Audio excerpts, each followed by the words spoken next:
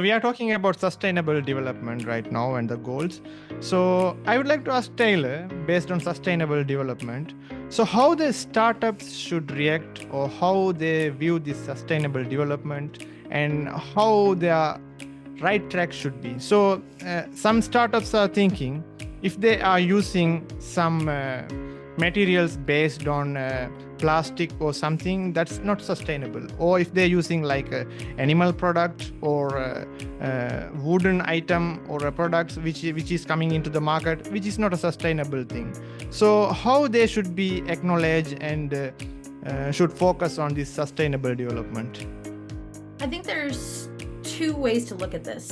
First and foremost is if you are in a business and a startup where you're using products, tools, things like that are not necessarily sustainable, first and foremost, you've got to look at your research and development departments and start innovating more sustainable ways. Otherwise, you're putting your business at risk. And in a startup mode, that's not something that you want to do. Additionally, as a startup, in most startup cases, you're looking for funding and working with VC firms and things like that, or you're bootstrapping it.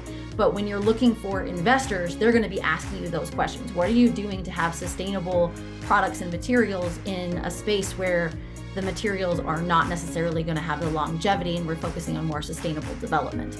So definitely want to be taking a look at that, working with your research development teams and looking at how you can create a sustainable long-term product, which will help you as a business in the long term, help you have competitive advantage in the market, and allow you to have a better opportunity to receive investment funding because you're already answering those questions.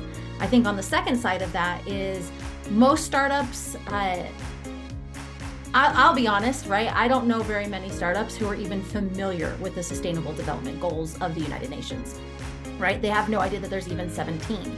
So when looking at sustainable development for their business, most startup entrepreneurs and leaders are doing what they can that's best for the business and that aligns with their personal values and moral compasses.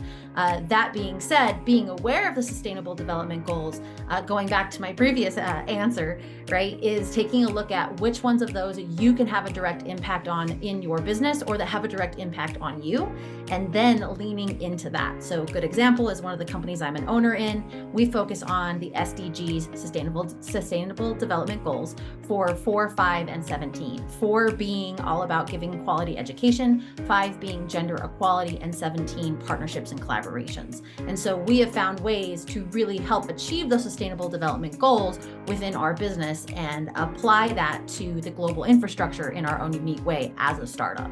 So I think there's those two unique ways to look at it. And either way, you want to be looking at how you can make your business sustainable in the long term, not just a quick rise and fall. And part of doing that is being aware of what are these areas that the United Nations and the world are looking to really adjust and be sustainable within.